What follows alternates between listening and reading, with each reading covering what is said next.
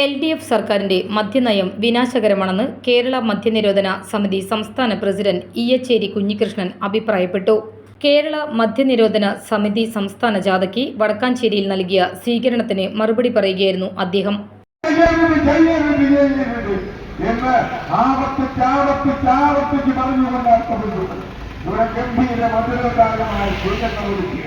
ജില്ലാ മദ്യനിരോധന സമിതിയുടെ ഞാൻ നേരത്തെ പരാമർശിച്ച എന്റെ സഹയാത്രികർക്കും എല്ലാവർക്കും നന്ദി പ്രകാശിപ്പിച്ചുകൊണ്ട് ഞാൻ അവസാനിപ്പിക്കാനും എന്റെ വാക്കുകൾ നിങ്ങൾക്ക് ഇഷ്ടകരങ്ങളാകട്ടെ.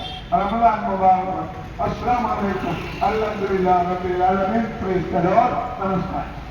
PR കൈമൾ സ്വീകരണ സമ്മേളനം ഉദ്ഘാടനം ചെയ്തു. സംസ്ഥാന സർക്കാരിന്റെ മദ്യനയത്തിനെതിരായി സംഘടിപ്പിച്ച കേരള മദ്യനിരോധന സമിതിയുടെ സംസ്ഥാന വാഹന പ്രചരണ ജാഥയ്ക്ക് വടക്കാഞ്ചേരിയിൽ നൽകിയ സ്വീകരണത്തിൽ നിരവധി സാംസ്കാരിക പ്രവർത്തകർ പങ്കെടുത്തു.